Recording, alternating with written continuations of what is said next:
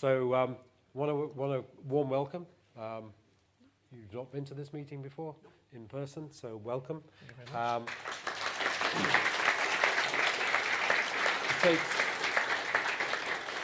It takes a lot of guts and a lot of bravery to stand up here and sort of talk about the issues. You're the father of a child with Porrick, right? Yeah. Yeah. So take it away. Let's listen to some of the issues that you face that a lot of people will obviously identify with. Yeah. Thank you very much. You guys can all hear me okay, yeah?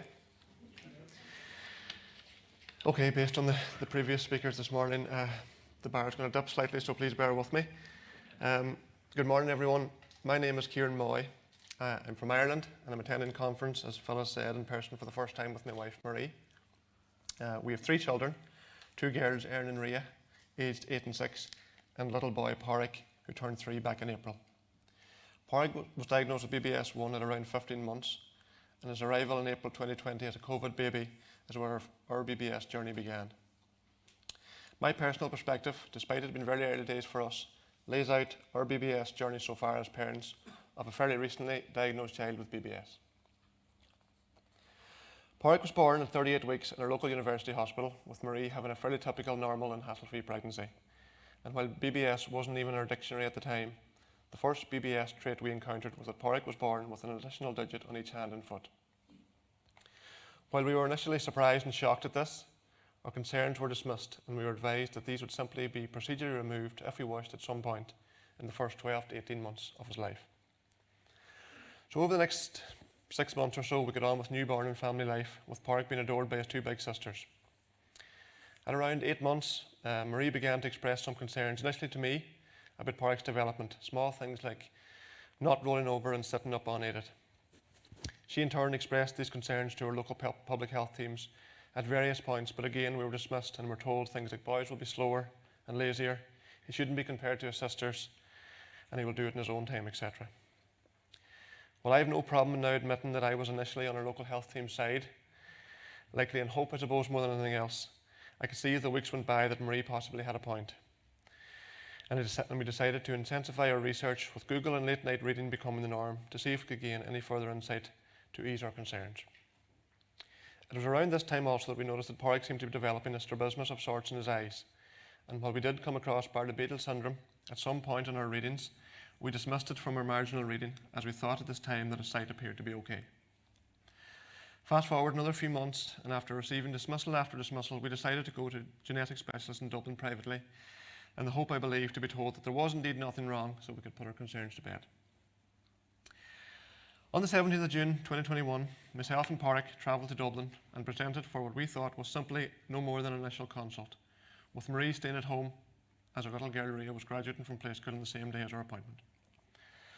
Taking into account our concerns, and after a brief physical exam, I couldn't help but clearly see the letters BBS written at the top of our specialist exam sheet before bluntly being told of a likely BBS diagnosis to follow. After we got Porrick's bloods completed on the day, I will never ever forget that 3-hour journey home with my 15-month-old son, after being told he may not potentially walk or talk, will likely go blind, and in almost certain likelihood that he will have special needs for the rest of his life. From this point on, myself and Marie agreed that we would never be alone, and we'd be together in all appointments, future appointments going forward. Those feelings compounded a few weeks later when bloods were returned and Porrick's BBS diagnosis was indeed confirmed. While we had those few weeks to digest what was potentially and likely coming our way, I can safely say that the weeks that followed on from receiving the official news was the most difficult of our lives, and we effectively grieved the news and what was in store for his future. In a strange way, we were grateful for the diagnosis, as we now had some sort of an answer, but I remember at the time a feeling of guilt and of soul-crushing hopelessness. Hopelessness for what my son's life would now be like. Hopelessness for what the diagnosis meant for us as parents, and a hopelessness for how different our family would now look from the one that we had always imagined. This process, which lasted a few weeks, I now understand was us effectively grieving what we had been imagining. We now know that these feelings are totally normal, and I can admit that such feelings simply often creep into our mind on a weekly and often daily basis. As we informed our family and close friends, things became very real. To me, it was sink or swim time. And as an immediate family, myself, Marie and our kids instantly got closer. A battening down of the hatches, if you like, in a response to prepare us for the journey that was now about to begin. I can vividly remember someone very naturally and innocently asking in conversation at some stage over this period, why us? And me almost immediately responding, why not us? Which I believe was the first stage of acceptance on my part. In the weeks that followed on from beginning to accept Porrick's diagnosis, two main events stand out in my memory.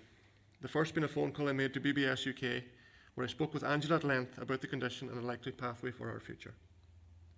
This helped ease the burden and gave us a better understanding, and I came off the phone and promised myself that we would do whatever it took to get Porrick to the BBS clinic that we had discussed at the earliest opportunity. While I will go into it later in my talk, we attended Gosh in February 2022 when Porrick was 22 months. Second main event in the weeks and months that followed on from the diagnosis was a response I received to a general Facebook post where parents of another fairly recently diagnosed child with BBS reached out. After some over and back, we arranged to meet up on a random Sunday for a coffee and a chat, and soon found out that our journeys to this point were very similar and in some aspects almost identical. To be honest, our meetup lasted most of that day, but myself and Marie left feeling better for it and heartened to have talked with like-minded people who were having the same set of feelings, emotions and experiences we were. A core theme from our chat from both our families, from our discussions, along with any other BBS family as we have now established, is the challenge of getting and accessing BBS appropriate healthcare provision for our families. This, unfortunately, is not something I see improving anytime soon in Ireland, and I have lost count the number of times that we have heard professionals telling us that they have never heard of BBS. Instead, we've more or less resorted to managing and coordinating Porrick's healthcare and its many different aspects alone. We have fought the Irish healthcare system and its treatment abroad scheme, and after 3 appeals, Porrick attended Professor Biedl's clinic in Gosh in February 2022, as I have said. Here we saw firsthand the benefit of coherent and a well-managed multidisciplinary approach for BBS patients.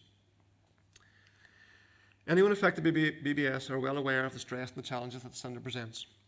We felt strongly that BBS families in Ireland should not be burdened with other challenges like accessing services, chasing appointments, or dealing with the bureaucracy of government approval and treatment abroad schemes and the likes. By simply talking with Angela and the BBS UK team, and by simply meeting and having a chat with other families affected by BBS, we saw and felt firsthand the benefits. As a result, and with the help of a few other like-minded families in both Northern and Southern Ireland, the early days of the first BBS UK regional group was formed. BBS UK Regional Group Ireland. This started with some social media interaction among members, evolving into Zoom calls, and at the end of last summer, with the help of the BBS UK team, we held our first in-person events as we hosted meetups in both Belfast in the north and Portlaoise in Southern Ireland.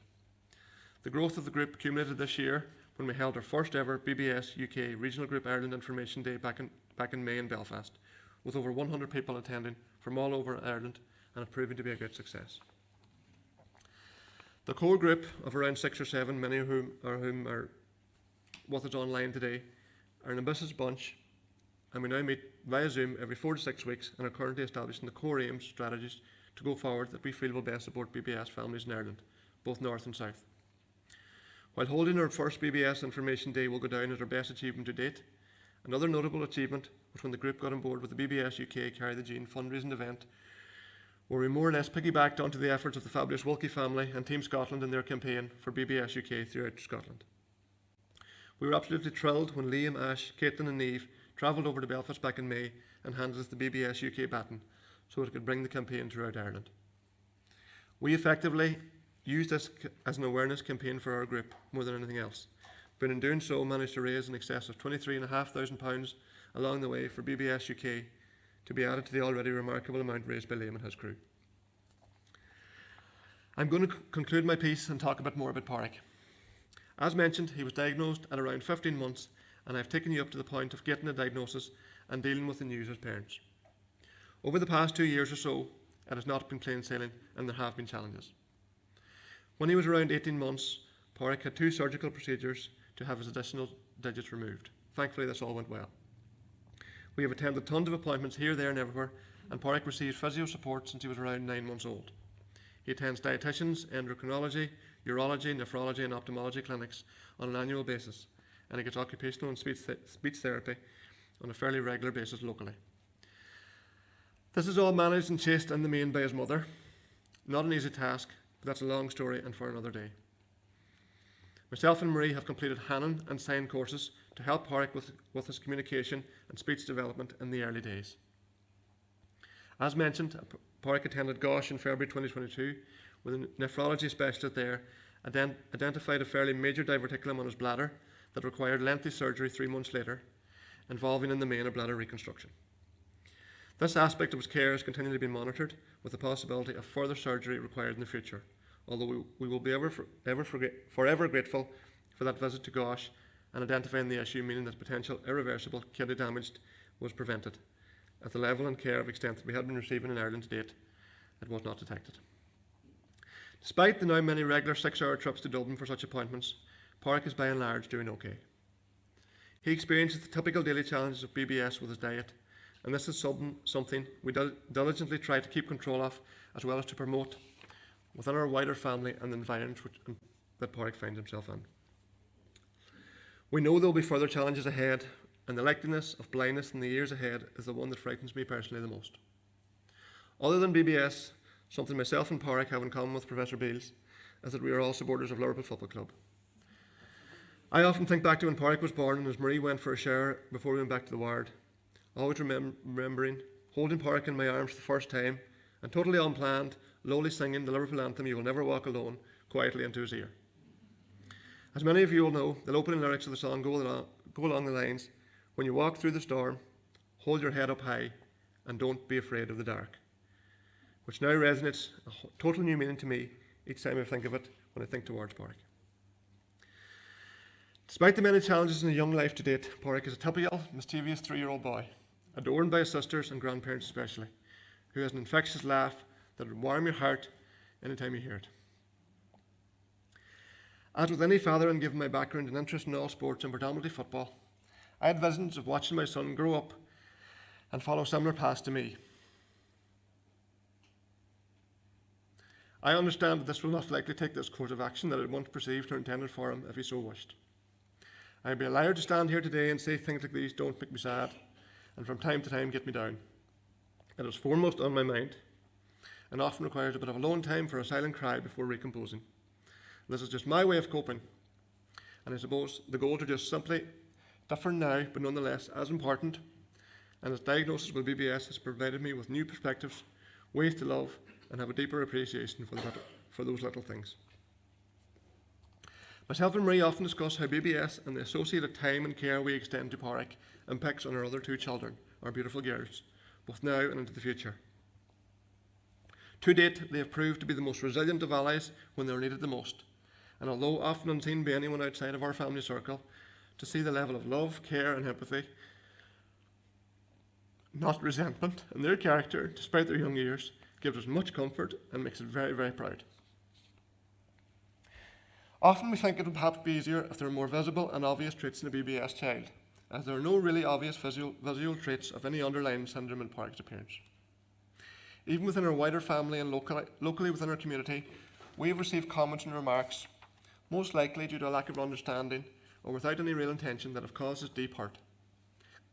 It is difficult not to fall into the comparison trap, with siblings, cousins, friends, or children of a similar age even, and instead we prefer to note the things that Pádraig himself has accomplished.